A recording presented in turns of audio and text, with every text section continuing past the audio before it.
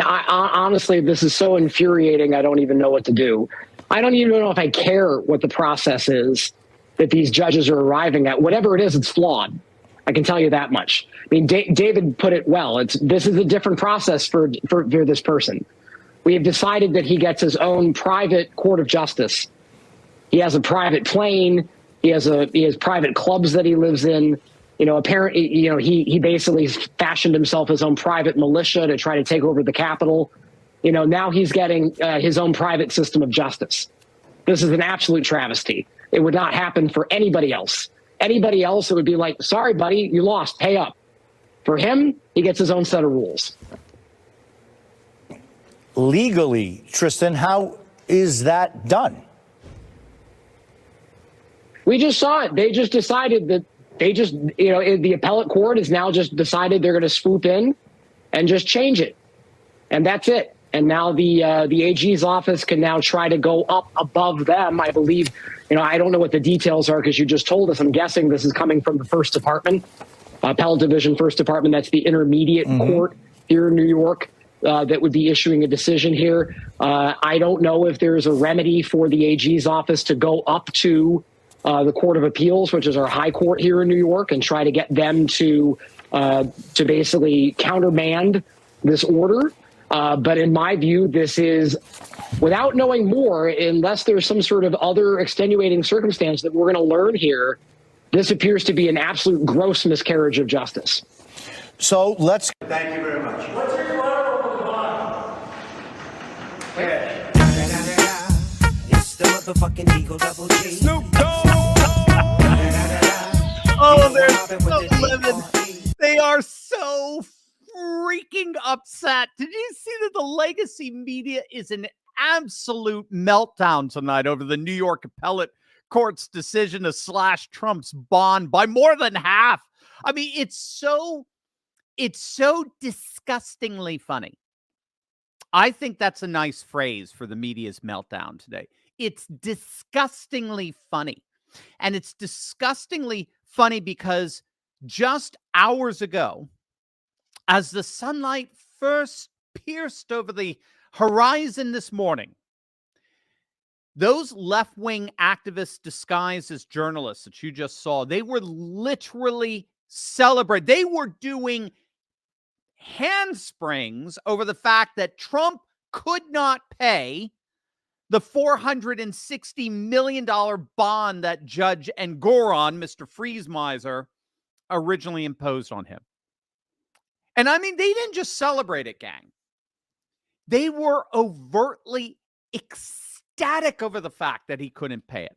And they frothed at the mouth at the prospect that Letitia James, the crooked attorney general of the state of New York, who ran on a platform that she was going to take down Donald Trump, it's called a kangaroo court, but regardless, they foamed at the mouth over the prospect of Letitia James seizing. That's the word they love to use. That word made them physically gyrate when they said it. The state of New York was going to seize Trump's properties. That thought alone was utterly orgasmic for these people. That's the disgusting part. That's how they started this morning in their disgusting sewer of a life.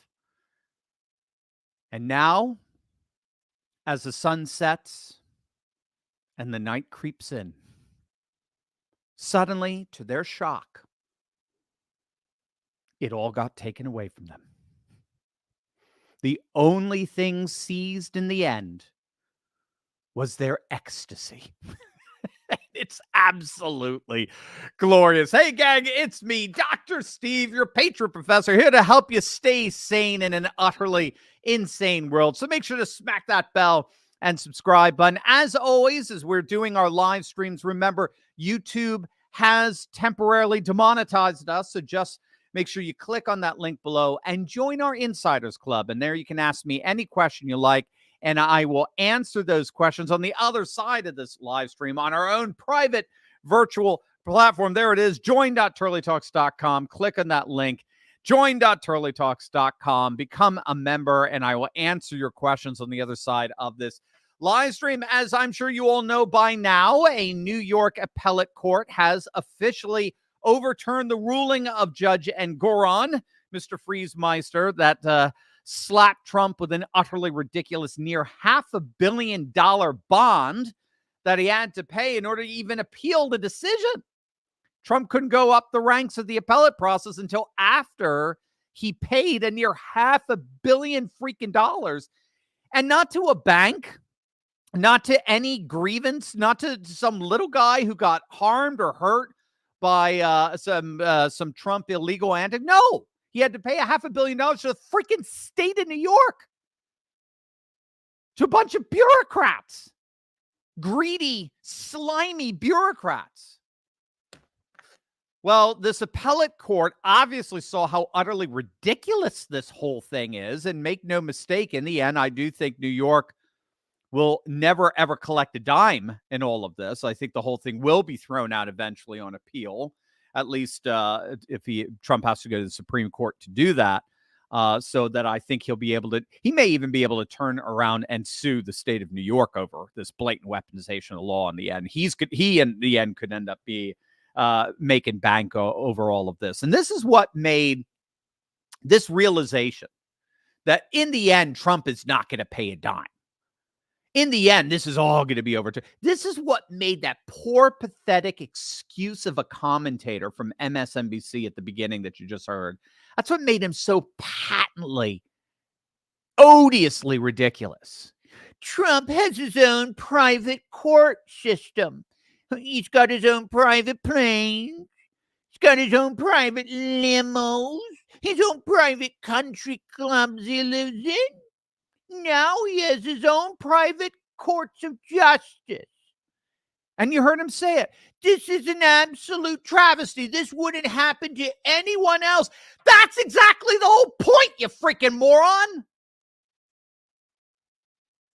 That's exactly the point. This is exactly what real estate investors like Kevin O'Leary and Grant Cardone, this is what legal experts like Jonathan Turley and Alan Dershowitz are all saying in the very first place. This is an absurd case on the face of it that would never, ever have happened to anyone other than Trump. Its absurdity is so freaking obvious. Even the key witnesses in all of this, the banks, the insurance companies, they all testified that they did their own due diligence on the worth of they priced the properties. They priced the banks, the insurance companies. They ultimately paid the price. They assessed, that they determined through their own due diligence. And then Trump paid it all back, and the companies made tons of money in his investments, and the key witnesses in this sham case, all said they look forward to doing business with Trump in the future. There are no complainants. No one suing Trump. He doesn't owe anyone any money. This is a case that was entirely brought against Trump by a corrupt, ultra-Democrat New York court system. And it scared the living hell out of real estate investors all over the nation and the world who now want nothing to do with such a capricious, partisan, vengeful court system in New York, particularly New York City. And that so-called commentator had the gall to say this wouldn't have happened to anyone else. He's right. But it's the very definition of projection, of imputing to others the very sin you're committing. This would not happen to anyone else. Truer words have never been spoken, however moronically and ironically uttered. And speaking of private, remember, gang, if you're just joining us, YouTube has unfortunately temporarily demonetized us. So just click on that link below. Join our Insiders Club, and there you can ask me any question you like, and I will answer them tonight on our own private virtual platform. We got private country clubs and private cars and private jets, and we got our own private virtual platform. Gang, it wasn't just MSNBC whining. Here's CNN's take on Trump's big win. Will pay this in the next 10 days. It's not clear entirely how, but it is way less than what he was initially believing he was going to have to put up. This is huge. And we saw him head into this court hearing several hours ago. He barely spoke to cameras. He was sort of looking down, hunched over inside the court. He was facing a possibility that at the end of the day, the Attorney General of New York could start the process of seizing his assets. And now he has been handed this incredible win, this lifeline from the appeals court that says he only has to put up $175 million, not the nearly $500 million that he was unable to get either underwritten or post. And then they've also reined in some other aspects of that civil fraud verdict. He and his sons can continue to run businesses and seek loans in the state of New York. And they've also put off the Attorney General's ability to enforce this judgment until September. So this is an enormous victory for former President Trump in terms of the civil fraud verdict. Now, one of his lawyers in the civil fraud case, Alina Habba, just released a statement saying that they're very pleased with this ruling and they believe that it reins in some of the judge's verdict, which they, of course, believe is, quote, an affront to all Americans. This is the first important step in what will be a continued fight because they are appealing that decision. Now, Caitlin, it's not expected that they will win on an appeal, but this issue of the bond, this has been hanging over Trump and a huge victory for him. Huge victory. And what she just said there, they don't expect him to win on appeal. As I understand it, she's talking about the New York appellate courts. So don't look for any hope there, ultimately, of reversing this. But Trump, I think he's going to take this ultimately to Supreme Court. And if they do, and if the Supreme Court takes it, they should overrule it. It's such an utterly absurd case. And that means Trump does not pay a dime in the end. Now, just to show you what a blessing Trump has been to the Republican Party, take a look at this tweet in response to Trump's huge victory. Take a look at this tweet from Michael Steele. Now, do you know who Michael Steele is? Or was, better? Michael Steele was once the head of the RNC, the Republican National Committee. Michael Steele was once Ronna McDaniel. Okay? And like Ronna McDaniel, take a look at this tweet. Quote, yet again, Donald Trump gets special treatment with his own private system of justice. I wonder where we heard that term before. Do you see how they actually read off of each other's bullet notes? I mean, it's the New York Appeals Court has decided to give Trump more time to pay less money by reducing his bond from $454 million to $175 million and giving him 10 days to get the money. This makes absolutely no sense. He's rooting for Letitia James. The former head of the RNC is rooting for Judge Engoron, Friesmeiser. He's rooting for the Democrats and for the weaponization of the law. This was the head, the chairman of the RNC. This liberal lunatic was the man in charge of the organization that was itself in charge of the Republican Party and getting Republicans elected and taking millions of dollars from Republicans who were writing checks to them. Openly rooting for Letitia James and her blatant partisan lawfare. With Republicans like this, who needs Democrats? Seriously? Oh, and by the way, he now works for MSNBC, just like Ronna McDaniel now works for NBC. You see how it all works? You see what controlled opposition means now? This is why I've always said with Republicans under the leadership of the likes of Michael Steele, Republicans play the role of the Washington Generals, right? You know the Washington Generals? They're the opponents of the one and only Harlem Globetrotters, who I love. I got to see them live as a kid with my dad. It was in New Haven, Connecticut, one of my fondest memories, right? But the Harlem Globetrotters have to play somebody, don't they? So they play the Washington Generals. And what are the Washington Generals paid for in the end? They are paid to lose. That's what they're paid every single night. They are paid to lose to the Harlem Globetrotters, right? You know, remember Meadowlark Lemon, who also got to meet? He's a preacher now. It's really, really amazing, man. But remember Meadowlark Lemon or Curly or whatever, you know, they'd pull their shorts down or they'd pull their shorts over their heads, the Washington Generals, right? Like in the cartoons, paint their tongues purple, you know, poke their eyes. They're paid to lose. They're paid to be mocked. They're paid to be ridiculed. That's what they're paid for. That's what these idiot rhino neocon so-called Republicans like Mike Steele and Liz Cheney and Mittens Romney and Paul Ryan and Kevin McCarthy and Mitch McConnell and Ronna McDaniel all ultimately are. They're paid losers. They're paid to throw the fight. That's what controlled opposition means. They're paid to be publicly beaten. They don't need to be in the majority to get paid off by lobbyists or donors. They don't care if they're in the majority or not. They only care about the size of the check that gets stroked to them. That's why they hate Trump so much. Because Trump is all about winning. He wants a Republican Party that resets the political agenda of nationalism, populism, and traditionalism, that redefines the FDR New Deal coalition centered on labor, on the working class.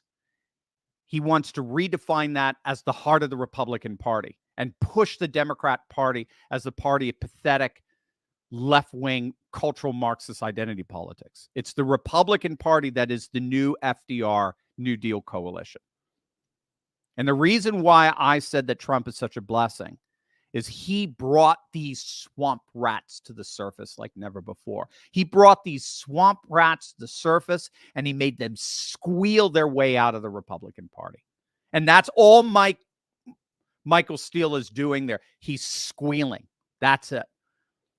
This is a swamp rat uttering this odious, screechy voice. As same with Liz Cheney. Same with you, Mittens Romney. They're all leaving. They're all gone or on their way out.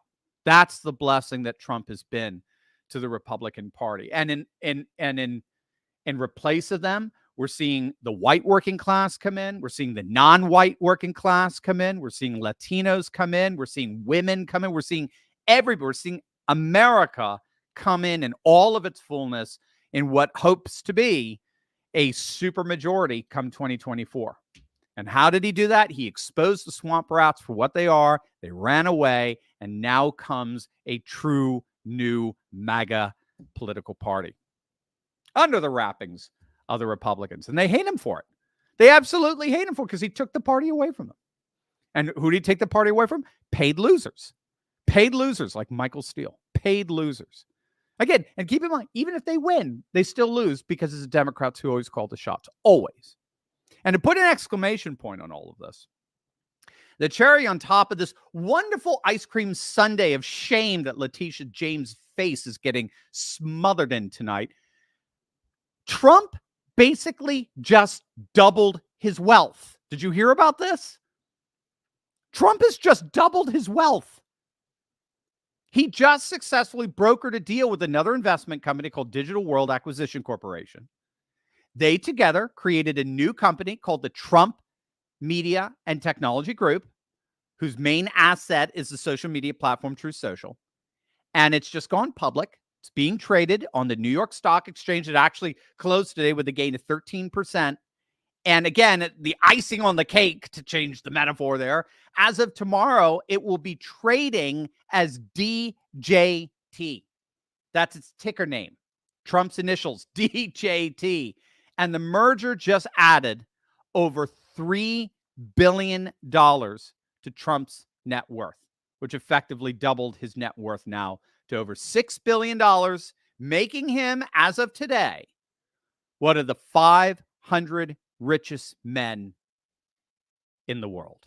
How is that for adding insult to injury? Not only did Trump get his bond radically reduced by an appeals court that I think is a bit of a foreshadowing of the whole thing getting thrown out, but not only did he get his bond radically reduced by an appeals court, but he also doubled his own personal wealth in the process. You can't make this stuff up. Again, I don't think, just in the end, I don't think New York will ever collect a dime in all this. I think the whole thing will be thrown out eventually on appeal.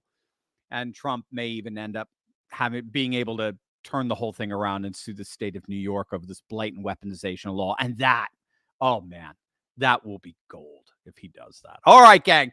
We are going to take this party off of YouTube, which doesn't like our Q&A sessions because they don't like us. So make sure to click on that link below. Join our Insiders Club. Come on over to our censorship-free virtual platform where you can ask me any question you like, and I'll be happy to answer it for you. It'll be amazing having you over there. By joining, not only do you support me and our Patriot community of thousands, but you stick it to big tech in the process. So it's win-win. We're going to move over to our virtual platform in just a few seconds here. So if you want to join our exclusive virtual party, our private party, just click on that link below, join up, and we'll see you over there. Join.turleytalks.com. Love you guys. God bless you.